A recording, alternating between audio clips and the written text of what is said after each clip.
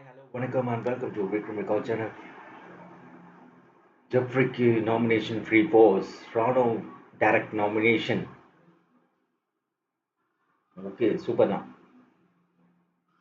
அதை பற்றி தான் நம்ம பார்க்க போகிறோம். மறக்காம சேனலை சப்ஸ்கிரைப் பண்ணுங்க, லைக் பண்ணுங்க, ஷேர் பண்ணுங்க, கமெண்ட் பண்ணுங்க. ஜெஃப்ரிக்கு நாமினேஷன் ஃப்ரீ போஸ் அப்படின்றது வேணுமா? கண்டிப்பாக வேணும். ஃப்ரீ டாஸ்க்கு வரைக்கும் அந்த மணி டாஸ்க் வரைக்கும் இருக்கணும். அவர் பணம் எடுத்துகிட்டு போயிடணும். ஒரு வேற மிஸ்டர் ராணுவலாம் ஒரு பாப்புலாரிட்டிக்காக வந்தது. மிஸ்டர் ஜெஃப்ரிலாம் உண்மையிலே சொல்லப்போனால் அவர் ரொம்ப கஷ்டப்பட்டிருக்காரு. நல்ல டேலண்டான பையன், இந்த வயசுலேயே நல்ல மெச்சூர்டாக இருந்திருக்காரு. சீரியஸாக ஜெஃப்ரிக்கு நாமினேஷன் ஃப்ரீ பாஸ் ஓகே தான். அண்ட் தென் மிஸ்டர் ராணுவ டைரக்ட் நாமினேஷன் அது தான் கொஞ்சம் அன்ஃபேராக இருக்குது. ஏன்னா டைரக்ட் நாமினேஷன் ராணுவோட நிறைய பேர் இருக்காங்க. மிஸ்டர் ரஞ்சித் இருக்காங்க, அப்புறம் அப்புறம் யார், மிஸ் தர்ஷிகா இருக்காங்க. மிஸ் தர்ஷிகாவும் டைரக்ட் நாமினேஷனில் போட்டுக்கலாம்.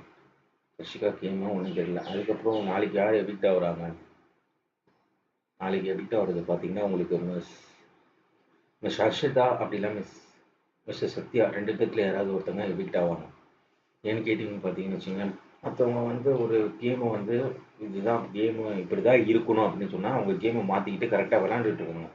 பட் இவங்களோட கேம் இதுதான், கடைசி வரைக்கும் நான் இப்படி தான் விளையாடுவேன் அப்படின்னு சொல்லிட்டு ஃபுல்லாக தெரிஞ்சு போச்சு. அதனால் நிறைய பாசிபிள்ஸ் இருக்குது மிஸ் சன்ஷிதாவும் மிஸ்டர் சத்யாவும் போகிறதுக்கு. நிறைய பாசிபிள்ஸ் இருக்குது.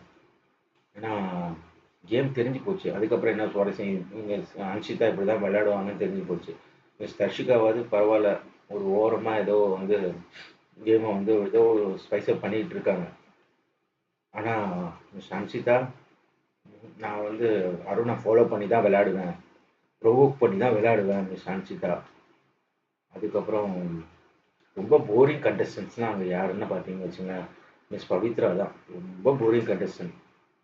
இதில் என்னன்னா என்னை பேச விட மாட்டேன்றாங்கன்னு சொல்லி ஒரு பிரச்சனை.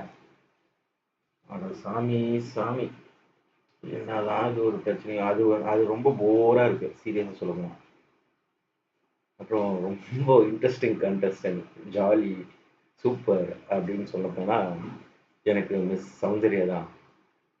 சௌந்தர்யா ரொம்ப இன்ட்ரெஸ்டிங்கு, ஜாலியான கண்டஸ்டன்ட், ரொம்ப ஃபன்னாக போயிட்டுருக்கோம். மிஸ் சௌந்தர்யாவை பார்த்தாலே சிரிப்பு தான் வரும்.